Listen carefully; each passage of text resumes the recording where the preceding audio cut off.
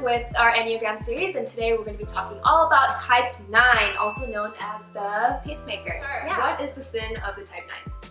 So the spiritual sin of the type 9 is sloth or laziness.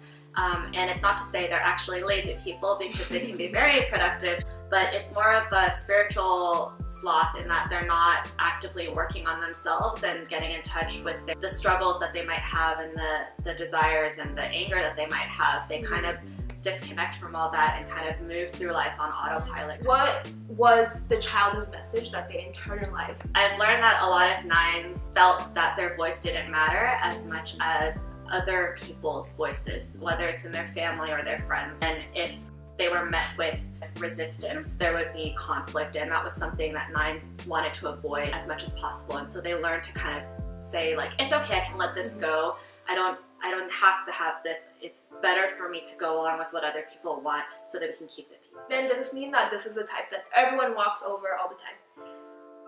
So that's, I think, a stereotype of type 9s, but actually I would say they're not pushovers. So type 9s do this thing that Enneagram language calls merging. So whereas another personality type might be able to fake agreement with you, type 9s genuinely start to agree with you. They do this thing where, because they disconnected from their own self so well from a young age, they kind of like enter into the mindset of the people that they're with. If you're somebody who is saying like, oh, I really want Mexican food today, a type 9 who might not have been craving Mexican food would hear you talk about Mexican food and merge with your mindset and be like, dude, I really want Mexican food today, let's get Mexican food, I'm so down. Actually, 9s tend to understand other people's perspectives the best because they're, on the flip side, they're so disconnected from themselves. Like, 9s are referred to as the crown of the Enneagram. There's a reason why they stand at the very top. So let's say I have a type 9 friend. What would you say is like the most important thing I could do to support them and to understand them?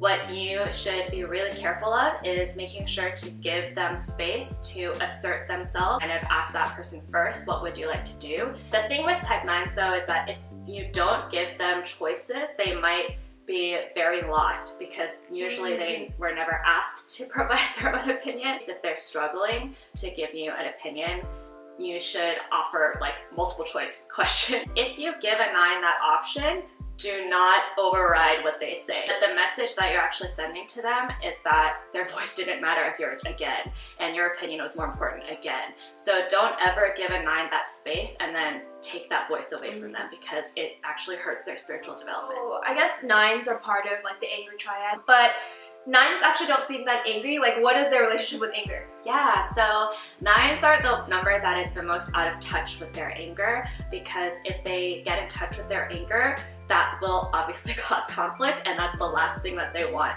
So rather than even internalizing it, they just disconnect from it completely. Let's talk about like health levels and integration and disintegration. So what does the 9 go to in a time of integration? 9s in integration will move towards the positive side of 3, because 3s are production-oriented, goal-oriented. Then when they're unhealthy and they're disintegrating, yeah. they go to? Oh, one thing I wanted to mention, when a number is under stress, they'll try to deal with the stress that they're encountering with their typical coping mechanisms, and it's only when they have so much stress they're not able to handle it, that's when they like eject into a completely different number's like coping mechanism. So for a 9, they'll usually try to deal with stress by like letting go of their anger and saying it's gonna be okay. But when the stress is too much, they'll actually kind of regress to the negative side of 6, where they're more suspicious, they're not as trusting of people, they're not as certain that things are gonna be okay. How could we grow then? This is difficult, but 9s need to realize that your voice does matter. Look at places in your life where you felt the most secure and reflect on what makes you confident in that space, and how can you bring that kind of confidence to other areas of your life so that you can keep working on actually believing that you have a voice that matters. Hopefully this cleared up any kind of questions you had about type 9, or if you're a type 9 and you wanted to know more. Yeah, if you are a type 9, please let us know in the comments, and please stay tuned for the rest of our videos. Bye!